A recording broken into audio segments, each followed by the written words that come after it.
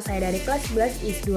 Nah, di sini kita akan membahas tentang integrasi sosial.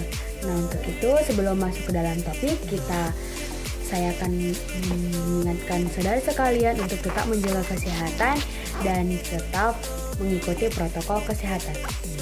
Sebelum masuk ke dalam inti, kita harus mengetahui untuk pertama sekali apa itu arti dari integrasi sosial. Integrasi sosial adalah proses penyesuaian unsur-unsur yang saling berbeda dalam kehidupan masyarakat sehingga menghasilkan pola kehidupan masyarakat yang memiliki keserasian fungsi. Nah, kita harus mengutip dulu ya, apa arti dari integrasi sosial ini dan kita harus memaknai dulu. Integrasi sosial tadi artinya proses penyesuaian unsur-unsur yang saling berbeda dalam masyarakat. Nah, artinya pasti dalam kehidupan atau setiap individu itu memiliki perbedaan dalam dirinya. Nah, untuk itu kita harus bisa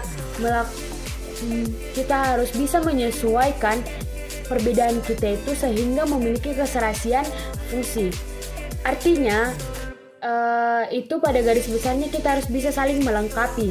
Jika kita memiliki perbedaan dalam setiap diri kita, nah perbedaan itu kita harus bisa gunakan untuk menjadi keserasian dalam kehidupan kita, sehingga memiliki fungsi yang sangat bermanfaat bagi setiap manusia atau setiap diri kita masing-masing. Nah, yang kedua kita akan membahas faktor-faktor pembentuk integrasi nasional. Nah, faktor-faktor apa saja yang dapat memengaruhi integrasi atau yang dapat membentuk integrasi nasional? Yang pertama yaitu perasaan senasib dan seperjuangan. Perasaan senasib dan seperjuangan itu artinya seperti kita ambil contoh kecilnya, yaitu jika kita beragama Kristen ibaratnya ya. Nah, kita memiliki teman yang beragama Muslim. Nah, untuk itu jika teman kita yang sedang beragama Muslim ini sedang berpuasa, nah kita juga harus memiliki perasaan senasib. Jadi kita jangan makan di depan mereka. Jadi kita harus bisa kayak seperti mereka sedang berpuasa. Nah, jadi saya juga harus bisa menghargai mereka yang sedang berpuasa, begitu. Yang kedua yaitu satu di antara faktor pendukung integrasi nasional yang paling utama ialah adanya perasaan senasib dan seperjuangan. Nah, itu tadi ya, perasaan senasib dan seperjuangan. Yang kedua yaitu keinginan untuk bersatu. Nah, keinginan untuk bersatu itu seperti kita itu tidak boleh membanding-bandingkan atau menganggap sesuatu yang ada dalam diri kita atau agama kita, ras kita lebih penting dari orang lain, sehingga kita harus tetap mengingat bahwa ideologi kita yaitu Pancasila, yaitu persatuan. Nah, untuk itu kita harus memiliki sikap untuk tetap keinginan untuk tetap bersatu. Jangan ada perpecahan dalam diri kita walaupun terdapat banyak perbedaan. Yang ketiga, rasa cinta tanah air. Rasa cinta tanah air ini karena kita masih pelajar. Nah, karena kita masih pelajar, kita harus bisa melakukan hal kecil. Contoh kecil ya, yang paling umum yang bisa kita lakukan rasa cinta tanah air kita yaitu seperti menyayangi lingkungan kita, membersihkan, tetap menjaga kebersihan lingkungan kita. Itu merupakan contoh kecil dalam rasa cinta tanah air. Nah, yang keempat, wujud ideologi nasional. Nah, ideologi kita sudah mengetahui ya ideologi kita. Nah, untuk itu kita harus bisa mewujudkan apa itu ideologi kita, dan kita harus bisa tetap mengutamakan atau tetap menjadikan ideologi kita itu sebagai dasar untuk kita tetap bersatu. Yang kelima, budaya gotong royong. Nah, budaya gotong royong ini bisa kita lakukan dalam masyarakat ya teman-teman, seperti membersihkan lingkungan sekitar. Kita tetap ikut berpartisipasi dalam pembersihan kampung kita misalkan, begitu ya. Baik juga dalam lingkungan sekolah kita.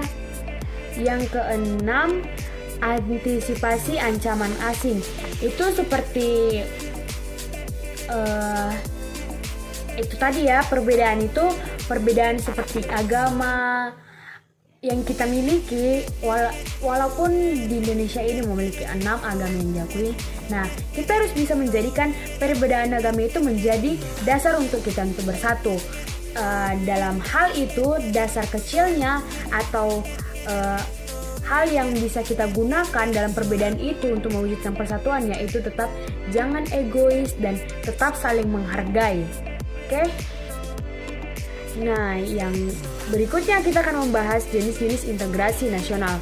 Integrasi akulturasi, penggabungan dua atau lebih kebudayaan tanpa menghapus atau menghilangkan ciri khas kebudayaan asli atau suatu daerah.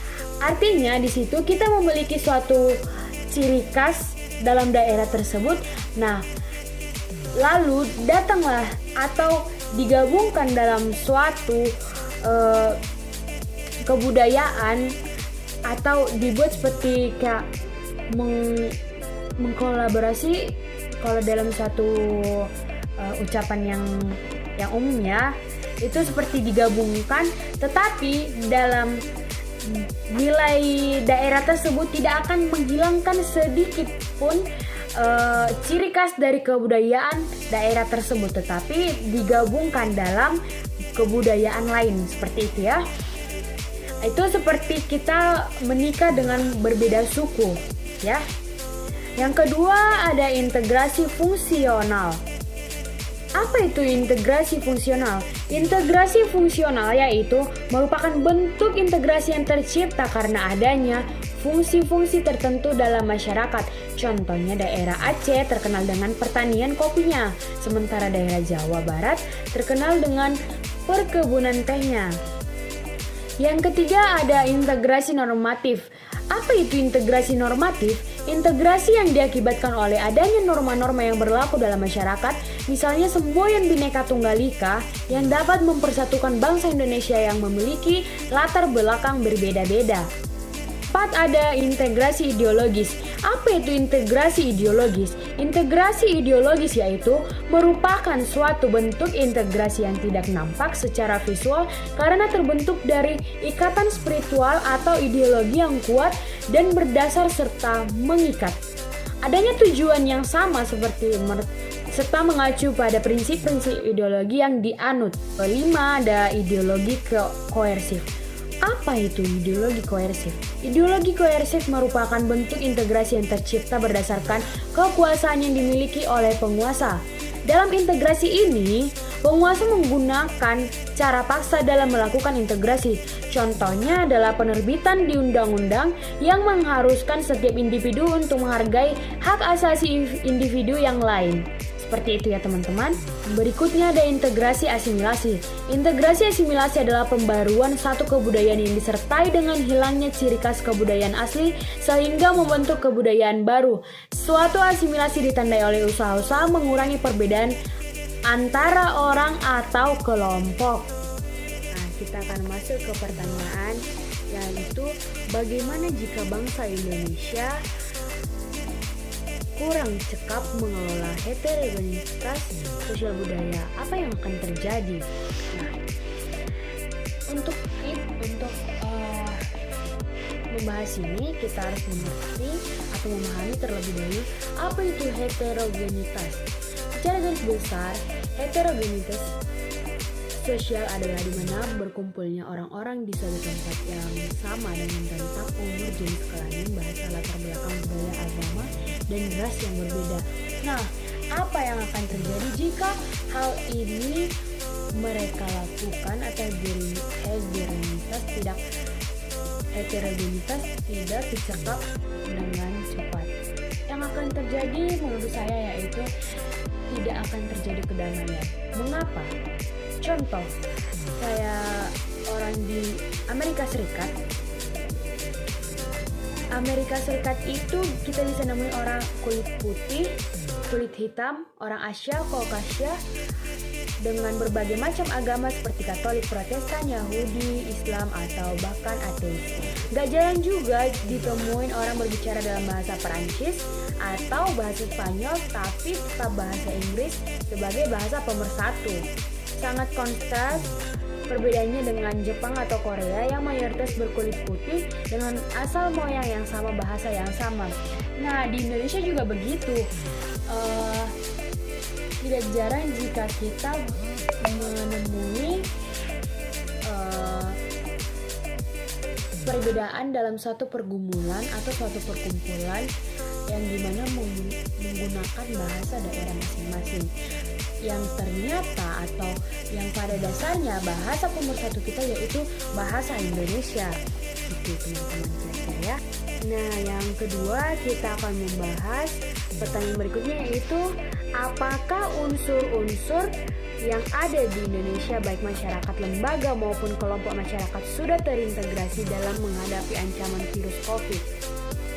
Nah, di sini dipertanyakan apakah Indonesia, lembaga atau kelompok masyarakat sudah terintegrasi dalam menghadapi ancaman virus COVID. Untuk membahas itu kita harus mengetahui, kita tadi sudah membahas tentang integrasi. Integrasi itu yaitu kondisi kesatuan hidup bersama dari aneka satuan sistem sosial, budaya, kelompok-kelompok etnis dan kemasyarakatan untuk berinteraksi dalam bekerja sama. Nah, pada pertanyaan ini tadi ditanyakan yaitu apakah kelompok masyarakat sudah terintegrasi dalam menghadapi ancaman virus COVID. Menurut saya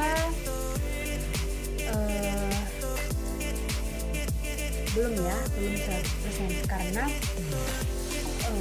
dalam kondisi sekarang lockdown yang sudah dilakukan beberapa bulan lalu sudah tidak berlaku lagi pada sekarang. Kita bisa lihat ya, seperti sekarang ini sudah banyak pergumulan yang dilakukan dalam melakukan pekerjaan ataupun aktivitas masing-masing. Nah, integrasi yang tadi ya itu di pengertiannya kelompok-kelompok sosial yang berinteraksi dan bekerja sama. Nah, ini kelompok-kelompok sosial ini diartikan sebagai beberapa kelompok yang melakukan atau berinteraksi dalam melakukan suatu hal untuk bekerja sama, baik dalam pekerjaan maupun dalam memenuhi kebutuhan hidupnya masing-masing. Begitu ya kira-kira. Oke. Saya rasa segitu saja yang bisa saya sampaikan kepada teman-teman sekalian. Selamat siang. Tetap menjaga protokol kesehatan dalam kondisi sekarang.